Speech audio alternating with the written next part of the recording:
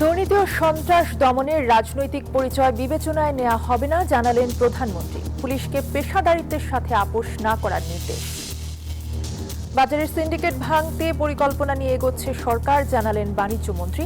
সরবরাহ ব্যবস্থায় চালু হবে এআই পদ্ধতি।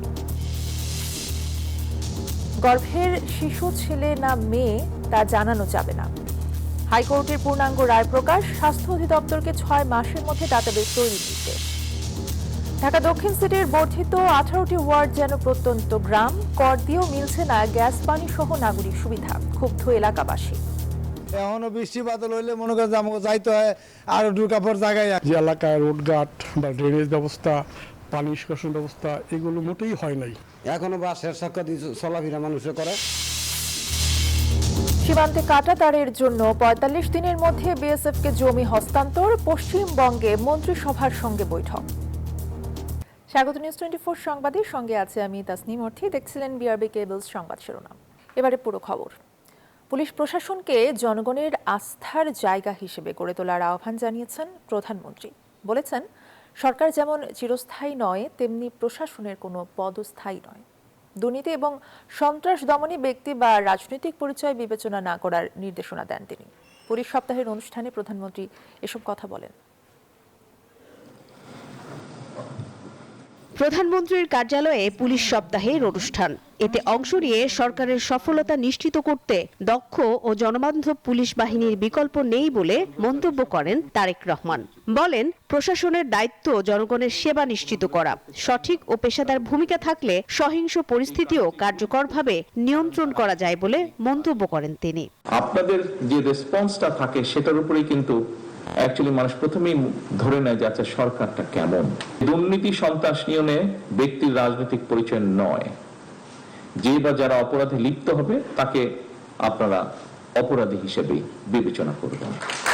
পুলিশ প্রশাসনকে সরকারের আইন আখ্যায়িত করে প্রধানমন্ত্রী বলেন, জনগণের সঙ্গে পুলিশের সম্পর্ক আরও মানবিক ও বিশ্বাস ভিত্তিক হতে হবে। জানান, দুর্নীতি ও সন্ত্রাস নিয়ন্ত্রণে ব্যক্তি বা রাজনৈতিক পরিচয় দেখা হবে না। সাম্প্রদায়িকতা ও নাশকতামূলক কর্মকাণ্ড রোধে সবাইকে সতর্ক থাকার আহ্বান জানান সরকার প্রধান। কেউ যেন সাম্প্রদায়িক সম্প্রীতি কিংবা কোন রকমের নাশকতামূলক কার্যক্রমে লিপ্ত হতে না পারে, এটি কিন্তু আমাদের সকলকে মনে রাখতে হবে। আপনার কাজও হচ্ছে জনগণের জন্য। আপনিও কাজ করছেন রাষ্ট্রের জন্য, আমিও কাজ করছি জনগণের জন্য, আমিও কাজ করছি রাষ্ট্রের জন্য। আমাদের লক্ষ্য উদ্দেশ্য এক, একটি বেটার বাংলাদেশ তৈরি করা। প্রধানমন্ত্রী জননিরাপত্তা ও রাষ্ট্রীয় স্থিতিশীলতা বজায় রাখতে পেশাদার, সৎ ও জনমুখী পুলিশ বাহিনী গড়ে তোলার উপর গুরুত্ব আরোপ করেন। সততা, মেধা এবং দক্ষতাই হবে প্রশাসনের নিয়োগ, বদলি কিংবা প্রমোশনের মূল নীতি। Marufa Rahman, news 24, Dhaka. Carry out করতে পারবেন। নারী উদ্যোক্তাদের প্রশিক্ষণ পারিবারিক সচ্ছলতা বৃদ্ধির পাশাপাশি দারিদ্রতা দূর করবে বলে মনে করেন প্রধানমন্ত্রীর সহধর্মিণী ডাক্তার জুবাইদা রহমান। বলেন, সবাই নিজ নিজ ক্ষেত্রে কাঙ্ক্ষিত সমাজ গঠনে অবদান রাখলে সুন্দর সমাজ বাস্তবায়ন করা সম্ভব। প্রতিটি মেয়ে যেন নিজের ভবিষ্যৎ গড়ার স্বপ্ন দেখতে পারে, সেই সুযোগ সৃষ্টি করতে হবে। সোমবার পুলিশ নারী কল্যাণ সমিতি পুনাকের বার্ষিক সমাবেশে বক্তব্য রাখেন তিনি। পুলিশ সপ্তাহ 2026 উপলক্ষে রাজধানীর রাজারবাগ পুলিশ লাইন্সে পুলিশ নারী কল্যাণ সমিতি পুনাকের বার্ষিক সমাবেশ ও আনন্দ মেলায় অংশ নেন প্রধানমন্ত্রী তারেক রহমানের সহধর্মিণী ডাক্তার জুবাইদা রহমান। প্রধান অতিথি হিসেবে পুনাকের বিভিন্ন কার্যক্রমের তথ্যচিত্র উপভোগ করেন তিনি। অনুষ্ঠানে রাজধানীর শহীদ পুলিশ স্মৃতি স্কুল অ্যান্ড কলেজের মেধাবী শিক্ষার্থীদের হাতে সনদ তুলে দেন তিনি। শিশুদেরকে উৎসাহিত করব। বিশেষ অতিথির বক্তব্যে স্বরাষ্ট্রমন্ত্রী সহধর্মিণী হাসিনা আহমেদ বলেন, নারীর ক্ষমতায়ন ছাড়া প্রকৃত উন্নয়ন সম্ভব নয়। বর্তমান সরকার নারীর ক্ষমতায়নকে দেশের সামগ্রিক উন্নয়নের অবিচ্ছেদ্য অঙ্গ হিসাবে মনে করে। ডাক্তার জুবাইদা রহমান বলেন, নারী উদ্যোক্তাদের প্রশিক্ষণ পারিবারিক সচ্ছলতা বৃদ্ধির পাশাপাশি দারিদ্রতা দূর করতে সহায়তা করবে। ক্ষুদ্র, কুটির ও মাঝারি শিল্পে যোগ্যতার ভিত্তিতে নারী উদ্যোক্তাদের উৎসাহ প্রদান, ফলে পারিবারিক সচ্ছলতা বৃদ্ধি ও সন্তানদের শিক্ষা এবং দারিদ্র্য বিমোচনের লক্ষ্যমাত্রা অর্জনের পথ সুগম করা সম্ভব হবে। পুনাকের কার্যক্রম আগামী প্রজন্মকে দেশের জন্য অবদান রাখার পথ দেখিয়ে যাচ্ছে বলেও মন্তব্য করেন তিনি। আপনাদের কর্মের মাধ্যমে আগামীর প্রজন্মকে সমাজে অবদান রাখার পথ দেখিয়ে দিতে সহায়তা করছেন। অনুষ্ঠানে পুনাকের বার্ষিক প্রতিবেদন 2026 উপস্থাপন করা হয়। ছিল বর্ণাঢ্য সাংস্কৃতিক আয়োজনও। রাজু মাহমুদ, নিউজ 24, ঢাকা। পুলিশের চেইন অফ কমান্ড যারা ভাঙবেন তাদের বিরুদ্ধে ব্যবস্থা নেওয়া হবে বলে জানিয়েছেন স্বরাষ্ট্রমন্ত্রী সালাউদ্দিন আহমেদ। সোমবার রাজধানীর তেজগাঁওয়ে 4 দিনব্যাপী পুলিশ সপ্তাহের দ্বিতীয় দিনে এসব কথা বলেন তিনি। জানান, পুলিশ সদস্যদের ন্যূনতম বল প্রয়োগের নীতির ওপর বিশেষ প্রশিক্ষণ দেওয়া হচ্ছে।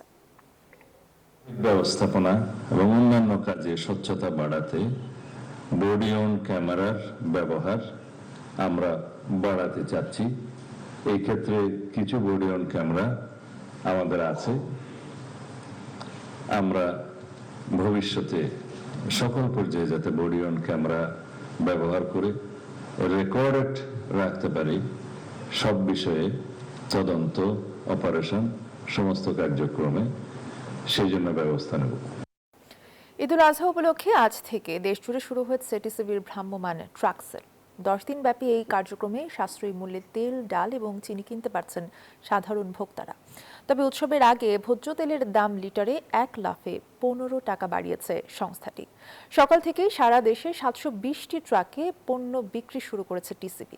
রাজধানীর আগারগাঁও টিসিবির ভ্রাম্যমাণ ট্রাক সেল কার্যক্রমের উদ্বোধনী অনুষ্ঠানে বাণিজ্যমন্ত্রী জানান, বাজারে সিন্ডিকেট ভাঙতে সরকার পরিকল্পিতভাবে এগুচ্ছে।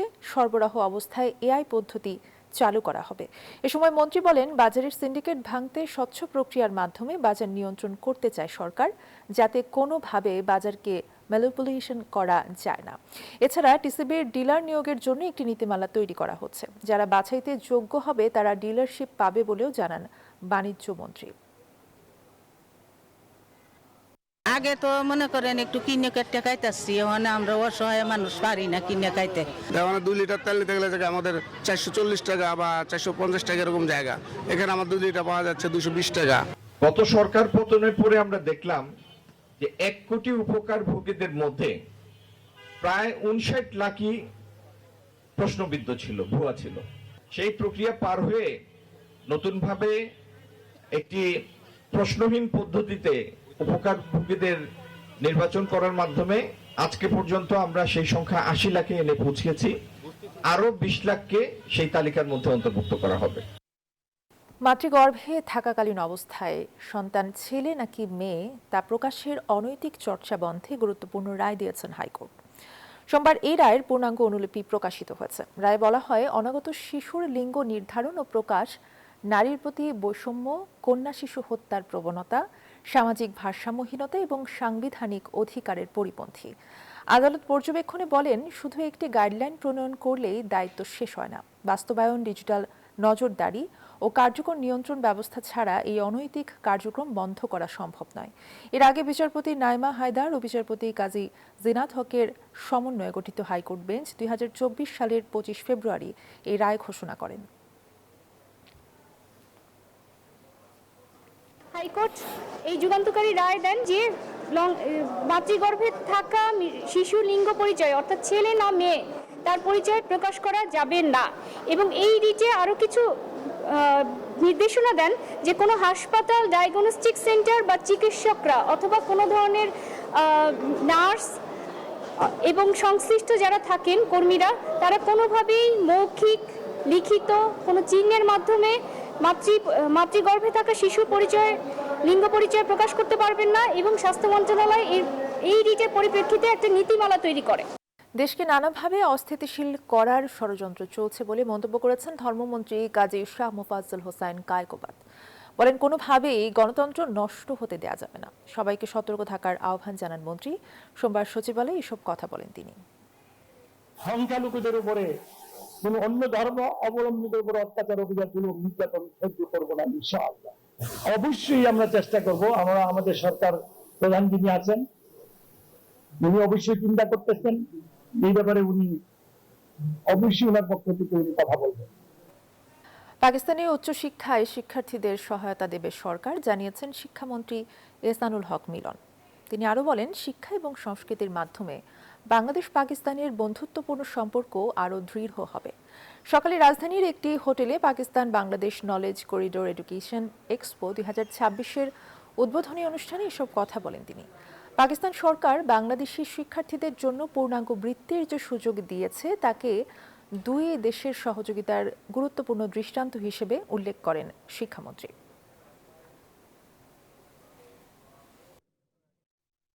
ইনস্টিটিউশন ওয়াইজ একাডেমিক ক্রেডেনশিয়াল অনুযায়ী তাদের বিশ্ববিদ্যালয়গুলো অত্যন্ত এক্সিলেন্ট, সেন্টার অফ এক্সিলেন্স।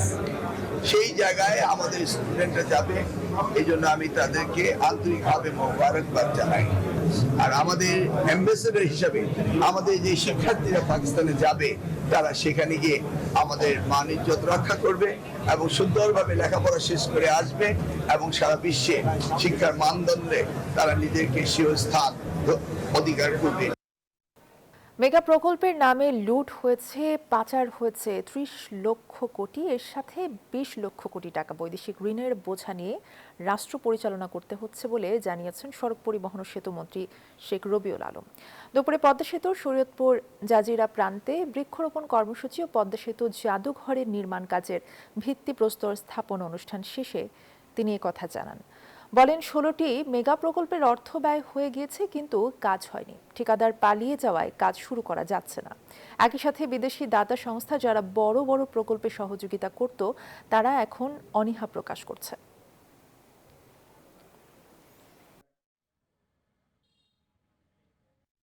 দেখবেন কতগুলি গাছ লাগানো হয়েছে, আমি দেখবো 1 বছর পর কতগুলি গাছ জীবিত আছে। অর্থাৎ শুধু আনুষ্ঠানিকতা দিয়ে এই সরকার কাজ করবে না, এই সরকার টেকসই উন্নয়ন চায়, জবাবদিহিমূলক শাসন চায়। হাম ও হামের উপসর্গে শিশু মৃত্যুর সংখ্যা 400 ছাড়িয়েছে। 2 মাসেরও কম সময়ের মধ্যে আক্রান্ত হয়েছে প্রায় 50,000 শিশু। এসব তথ্য দিয়েছে স্বাস্থ্য অধিদপ্তর। রাজধানীর হাসপাতালগুলোতে শত শত শিশু প্রতিদিন হামের লক্ষণ নিয়ে ভর্তি হচ্ছে। 2 বছরের কম বয়সী শিশু ভুগছে বেশি। শিশুদের মাঝে জ্বর, র্যাশ, কাশি, নিউমোনিয়া সহ নানা ধরনের জটিলতা দেখা দিচ্ছে। বিশেষজ্ঞরা বলছেন শিশুদের অপুষ্টি, কম রোগ প্রতিরোধ ক্ষমতা এবং স্বাস্থ্য সেবার সীমাবদ্ধতা মৃত্যুহার বাড়াচ্ছে।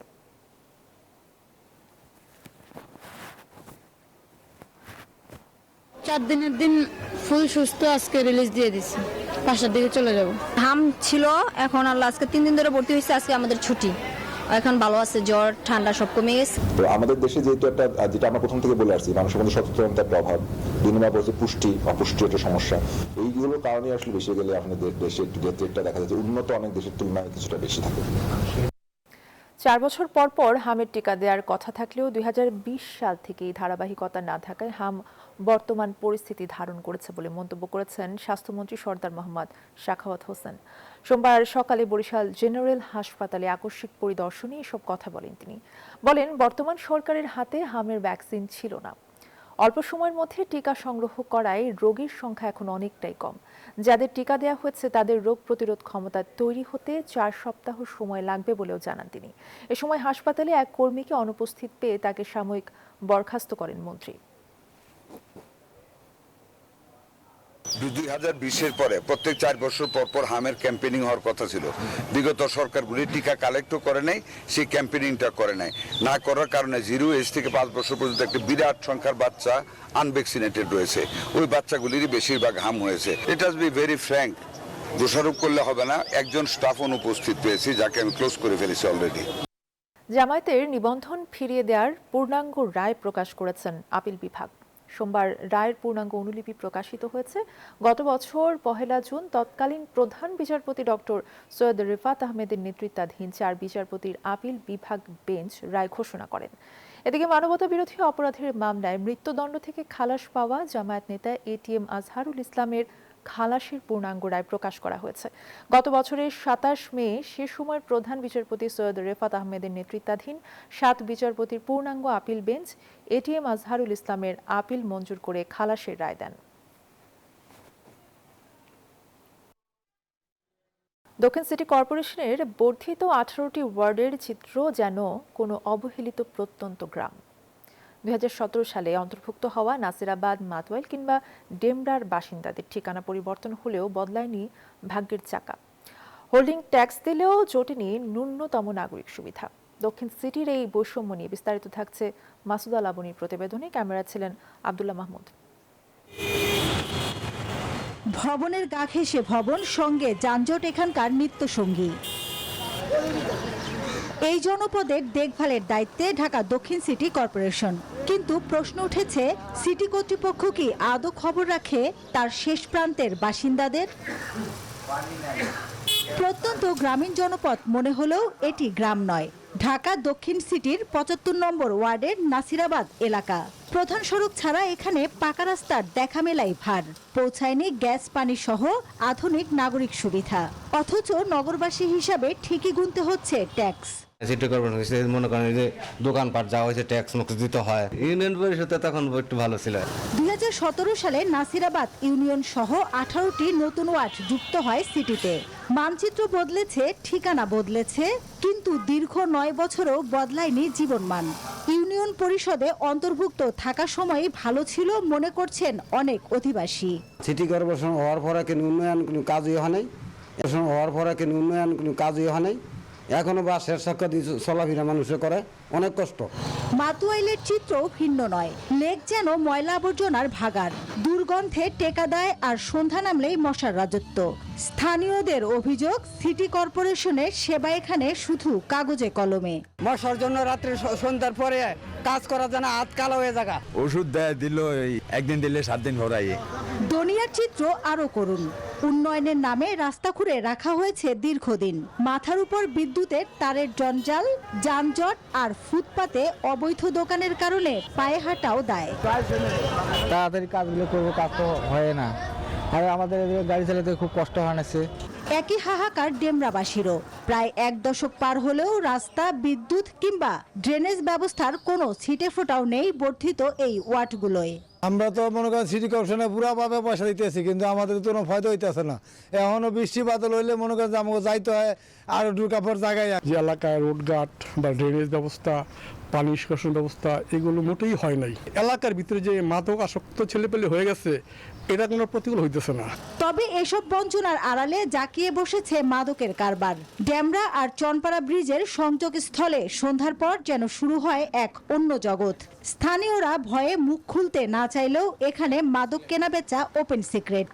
মাদকের সাথে আমাদের এলাকাটা অতটা অ্যাডজাস্টিং নাই, যদিও কেউ বিক্রি করে, এটা গোপনে বিক্রি করে।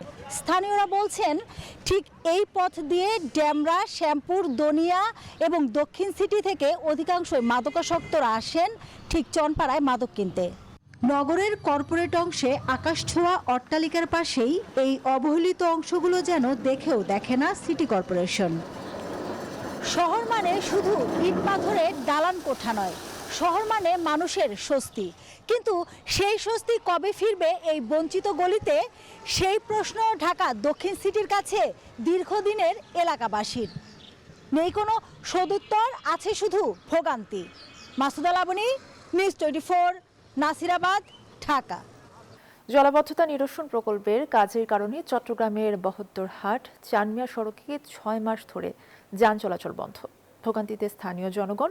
দ্রুত রাস্তার কাজ শেষ করে যান চলাচল স্বাভাবিক করার দাবি তাদের। তবে সিটি কর্পোরেশন বলছে, চলমান জলাবদ্ধতা প্রকল্প শেষ না হওয়া পর্যন্ত কিছু করার সুযোগ নেই। আকরাম হোসেনের রিপোর্ট।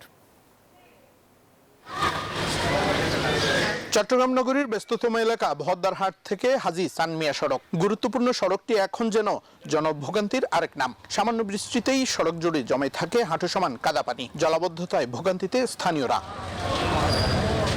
গেল প্রায় 6 মাস ধরে জলাবদ্ধতা নিরসন প্রকল্পের কাজ চলমান থাকায় সড়কে যান চলাচল বন্ধ। এতে সব শ্রেণী পেশার মানুষকে পোহাতে হচ্ছে বাড়তি ভোগান্তি। স্থানীয়দের অভিযোগ, কাজের ধীরগতির কারণেই দীর্ঘ হচ্ছে দুর্ভোগ। রিক্সা আসতে চায় না, ভাড়া বেশি চায়, সব দিক দিয়ে আর কি আমরা সমস্যা আছি। এখানেও কালভার্ট ঠিক হয় না এখনো। রোডের অবস্থা তো বর্ষাকালে খুবই খারাপ, বলতে চাইলে হাঁটুর উপর পানি হয়। যেমন আমি এটা হাঁটুর উপর পানি দিয়ে আমি যাওয়া আসা করছি। আজকে অনেক দিন এই রোড ঠিক হয় না। ভাঙ্গা হচ্ছে আজকে প্রায় 2 বছর ভাঙ্গা না। এই ভাঙ্গা পর্যন্ত পানি। প্রকল্প বাস্তবায়নের সমন্বয়হীনতা ও অদক্ষতার কারণেই এমন পরিস্থিতি বলে দাবি নগর পরিকল্পনাবিদের। মেয়র সাহেব এখানে ভিজিট করেছেন, ভিজিট করার পর ইট বিছিয়ে দিয়ে মোটামুটি এখন চলাচলের উপযুক্ত করেছেন এবং এটা দীর্ঘদিন ধরে একটা কাজ, এতদিন ধরে একটা রোডের কাজ বন্ধ হয়ে যাওয়া বা আন্ডার কনস্ট্রাকশন থাকা, এটা খুবই দুর্ভাগ্যজনক। এটা একটা অপরিকল্পিত কনস্ট্রাকশন, অর্থাৎ যারা বাস্তবায়নকারী সংস্থা তাদের অদূরদর্শিতা, তাদের অনুভবজ্ঞতা এবং তাদের প্রযুক্তিগত যে দুর্বলতা সেটা প্রকাশ পায়। চট্টগ্রাম সিটি কর্পোরেশন বলছে জলাবদ্ধতা নিরসন প্রকল্পের কাজ চলমান থাকায় এই মুহূর্তে সড়ক সংস্কারে কাজের সুযোগ নেই। তবে প্রকল্পে সেনাবাহিনী সম্পৃক্ত থাকায় অবৈধ স্থাপনা উচ্ছেদ সহজ হচ্ছে। বহদ্দারহাট মোড় এবং কালারপুর মোড়ে ওনাদের একটা কালভার্ট এবং ব্রিজ নির্মাণের কাজ চলমান আছে। তাহলে যেহেতু ব্রিজ নির্মাণের জন্য ওনারা এখনো অ্যাপ্রোচের কাজ শেষ হয়নি, আর বহদ্দারহাট মোড়ে ব্রিজের কাজ এখনো মনে হয় শুরু করবে সামনেই। কালারপুরের অ্যাপ্রোচ এবং ব্রিজের অ্যাপ্রোচের কারণে মেনলি হচ্ছে রাস্তার কাজ বন্ধ রয়েছে। জনভোগান্তি নিরসনে এই প্রকল্পটি কবে নাগাদ শেষ হবে তার কোনো সদুত্তর মেলেনি সংশ্লিষ্টদের কাছে। তবে দ্রুত সমাধান চান স্থানীয়রা। আকরাম হুসাইন, নিউজ 24, চট্টগ্রাম। করের বোঝা আর পোল্ট্রি খাদ্যের লাগামহীন দাম বৃদ্ধিতে দিশেহারা প্রান্তিক খামারিরা। তবে ব্যয়ের সাথে পাল্লা দিয়ে বাড়েনি ডিম ও মুরগির দাম, তাই উৎপাদন খরচের চেয়ে কম দামে বিক্রি করতে বাধ্য হচ্ছেন খামারিরা। লোকসান সামাল দিতে না পেরে প্রতিদিনই বন্ধ হচ্ছে নতুন নতুন খামার। পোল্ট্রি শিল্পকে বাঁচাতে আসন্ন বাজেটে কর অব্যাহতি চান এ খাতের ব্যবসায়ীরা। বিস্তারিত মামুন ইসলামের রিপোর্টে। খামারি হিসেবে আজিজুলের এই যাত্রা 20 বছরের। মুরগি পালন করে দেখেছিলেন সচ্ছলতার মুখ, কিন্তু এখন অনেকটা পুঁজির সংকটে গাজীপুরের মাওনা গ্রামের এই খামারি। কেননা বছরখানেক ধরেই তার ব্যবসায় মন্দা যাচ্ছে। কিন্তু কেন? খাবারের দাম, যে ভ্যাকসিনের দাম, এমনিতেই সবকিছু চড়া, এমনিতেই আমরা লসের মুখে পড়েছি 2 বছর ধরে। এখন যদি আবার সরকার যদি কোনো প্রকারে করটর বাড়ায় তাহলে এই পোল্ট্রি ফার্ম আমাদের আর টিকে রাখা সম্ভব হবে না। খামারিরা বলছে একটি ডিম উৎপাদনে খরচ হয় প্রায় 10 টাকার মতো, কিন্তু বিক্রি করতে হয় 8 থেকে 8.5 টাকায়। প্রতি কেজি ব্রয়লার মুরগি উৎপাদনের খরচ 146 টাকা, বিপরীতে মিলছে 150 টাকারও কম। এমন বাস্তবতায় দিনের পর দিন লোকসান গুনছেন খামারিরা। আজিজুলের মতো অনেকেই বাধ্য হচ্ছেন খামার বন্ধ করতে।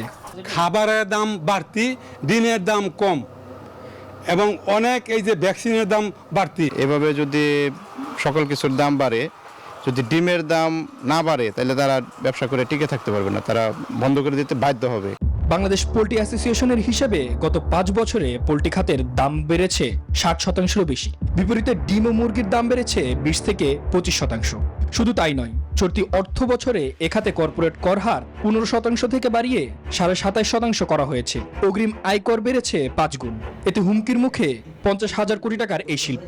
খামারিদের টোটাল কস্টের 70 থেকে 80% হলো ফিড কস্টে যায়।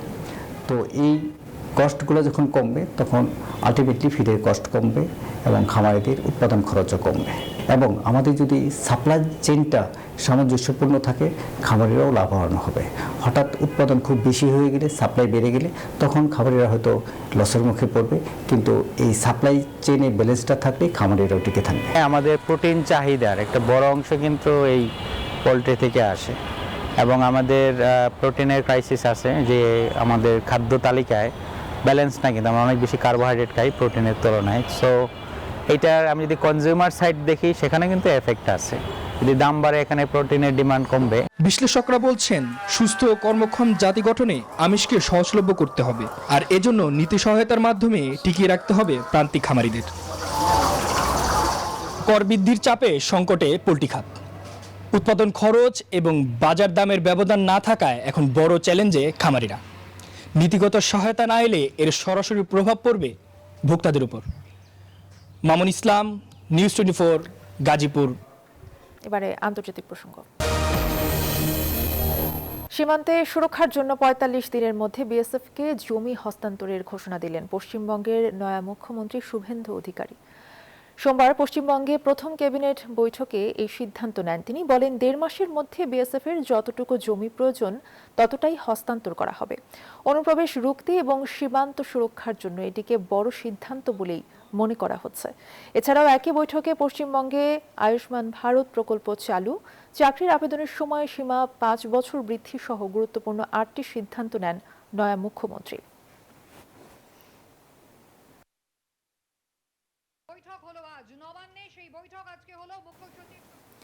এদিকে পশ্চিমবঙ্গের মুখ্যমন্ত্রী শুভেন্দু অধিকারীর ব্যক্তিগত সহকারী চন্দ্রনাথ রথকে হত্যার ঘটনায় 3 জনকে গ্রেফতার করেছে পুলিশ।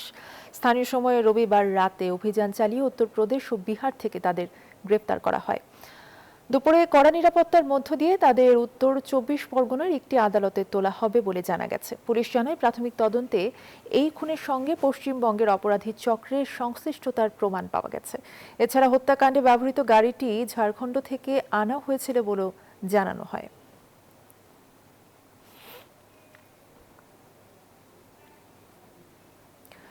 আট মাস কারাভোগের পর প্যারোলে মুক্তি পেলেন থাইল্যান্ডের সাবেক প্রধানমন্ত্রী থাকসিন সিনাওয়াত্রা। সোমবার রাজধানী ব্যাংককের ক্লোং প্রেম কেন্দ্রীয় কারাগার থেকে বেরিয়ে আসেন তিনি। এ সময় তাকে স্বাগত জানাতে কারাফটকে হাজির হন পরিবারের সদস্য এবং সমর্থকেরা। প্রধানমন্ত্রী থাকাকালে ক্ষমতার অপব্যবহার দায়ে দোষী সাব্যস্ত হন থাকসিন। পরে সুপ্রিম কোর্ট তাকে 1 বছরের কারাদণ্ডের নির্দেশ দিলে গেল বছরের 9 সেপ্টেম্বর থেকে কারাগারে ছিলেন 76 বছর বয়সী থাকসিন। তার প্যারোলের মেয়াদ আগামী 9 সেপ্টেম্বর পর্যন্ত। 2001 থেকে 2006 সাল পর্যন্ত থাইল্যান্ডের প্রধানমন্ত্রী ছিলেন তিনি।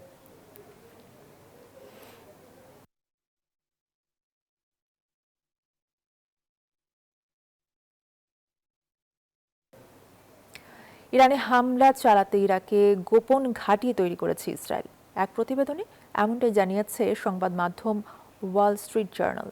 এদিকে যুদ্ধ শেষ করার মার্কিন প্রস্তাবে ইরানের প্রতিক্রিয়াকে সম্পূর্ণ অগ্রহণযোগ্য বলে উল্লেখ করেছেন মার্কিন প্রেসিডেন্ট ডোনাল্ড ট্রাম্প। এদিকে যুদ্ধবিরতির মাঝে কুয়েত ও সংযুক্ত আরব আমিরাতের আকাশ সীমায় বেশ কয়েকটি ড্রোন শনাক্তের খবর জানিয়েছে গণমাধ্যম। অন্যদিকে লেবানন জুড়ে চলছে ইসরায়েলি আগ্রাসন। নতুন হামলায় নিহত হয়েছেন 2 স্বাস্থ্যকর্মী।